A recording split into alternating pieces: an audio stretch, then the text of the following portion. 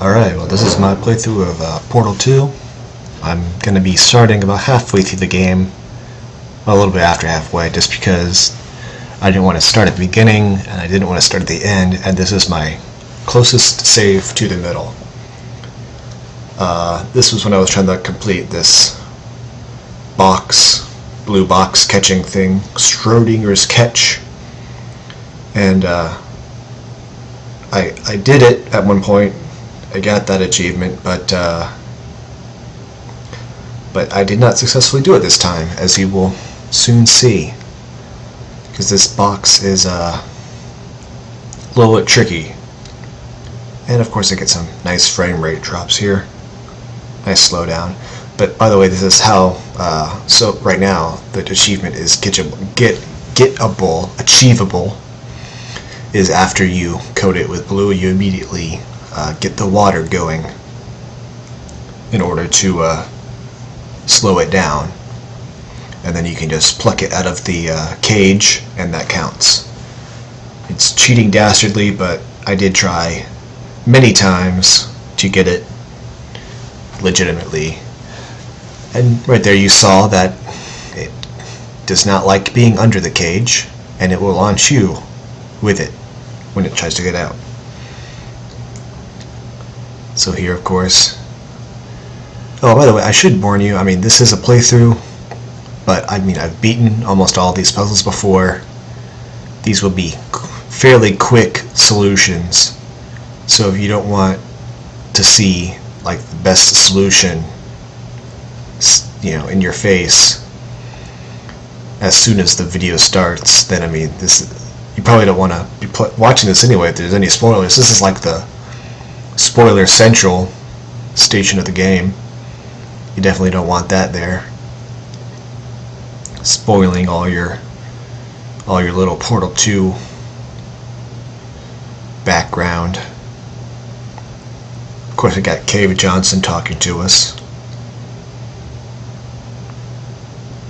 Right now, I think we're still supposed to be an astronaut or an Olympian.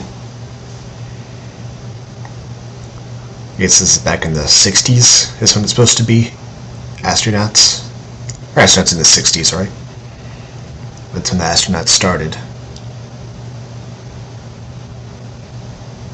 So we're in the 60s area as astronauts or Olympians. We're going to be going to the 70s.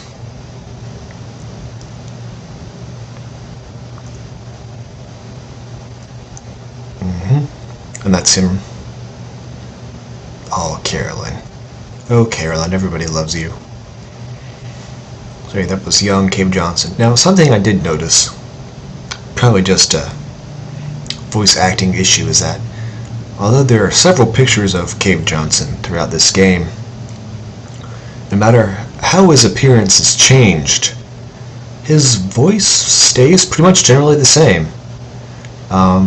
You saw a picture there of him as a young man, 20s, 30s, maybe. I mean, he's going to be in his late 30s, 40s in this next area of the game. And his voice is pretty much exactly the same. He had a deep, gravelly voice. Well, not gravelly, but he had a deep voice, thanks to everybody's favorite Jonah Jameson. From the Spider-Man movies, that's who did the voice, in case you didn't know that. He pretty much has the same voice as the time period goes on, which I thought was interesting. He doesn't really change it for younger self. Of course, later you find that he does have to change it for his older self. And, I don't know, I just thought that was interesting. But yep, here you go. That's how you get into the 1970s and meet up with an old friend in this area. This old friend is in this area, of course. She's just kind of chilling.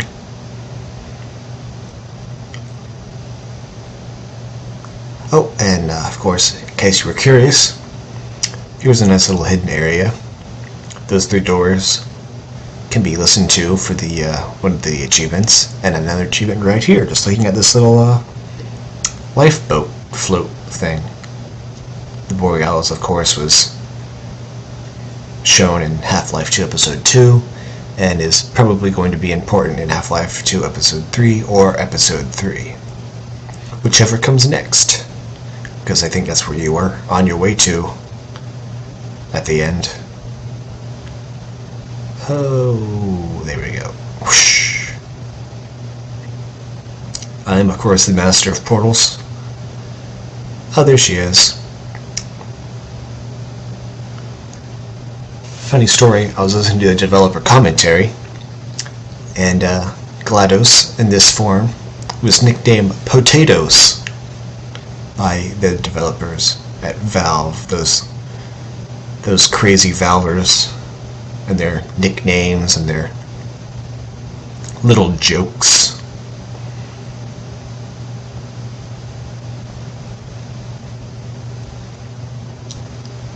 Two foes joining forces to defeat a common enemy. This is the classic Darth Vader syndrome. At least that's what Jim Butcher calls it in the Dresden Files. Very good novel series.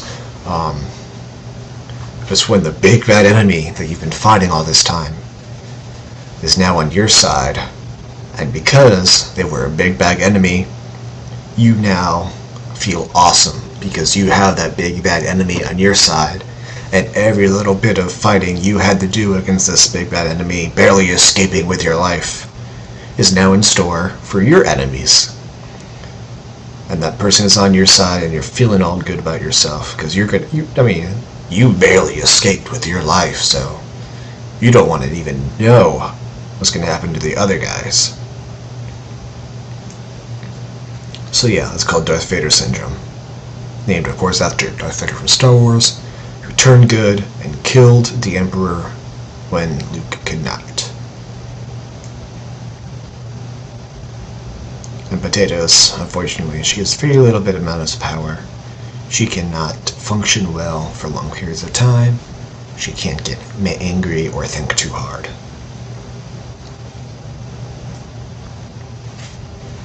And I'm sorry for this little pause here, but I was busy.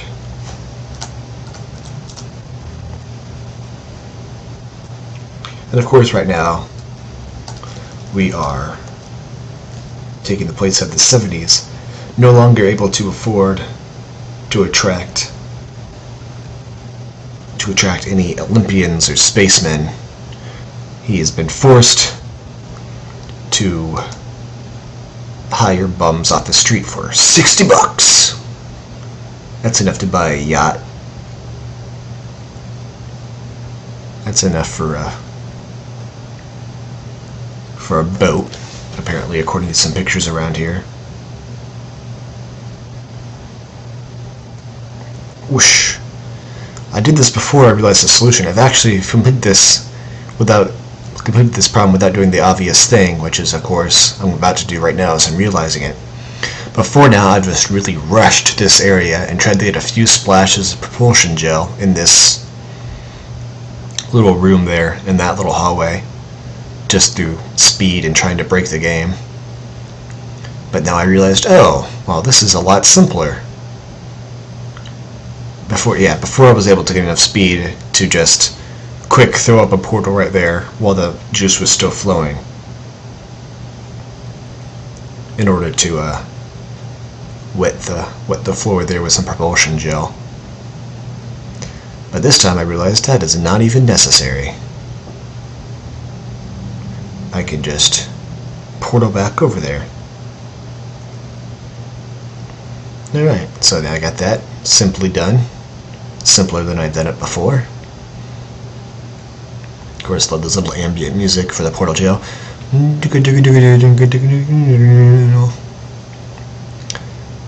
Oh, look at that. I need a button. How am I going to get all the way up there? There's not even any propulsion gel to jump off of. Oh, wait a minute. I can transfer horizontal momentum into vertical momentum using portals. Oh, yep. Something like that was in the trailer, wasn't it?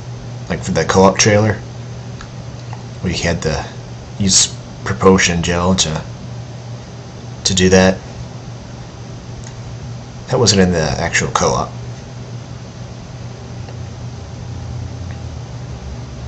There weren't really that many crushers in this game. I mean, I thought there would be. There weren't any puzzles with crushers in them. Oh, and there's a happy guy back there with his $60.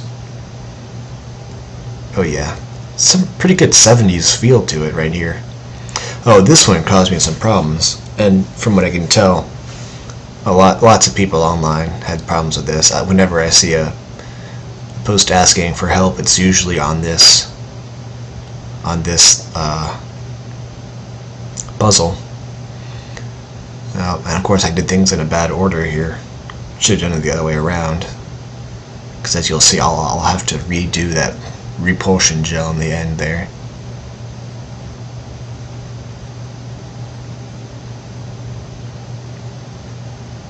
Ding ding, whoosh. Oh, look how square that is. That's not how liquid behaves at all. Oh, I'm sorry for that.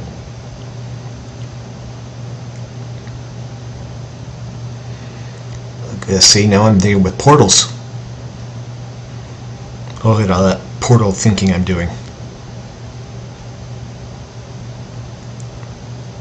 Doing whoosh.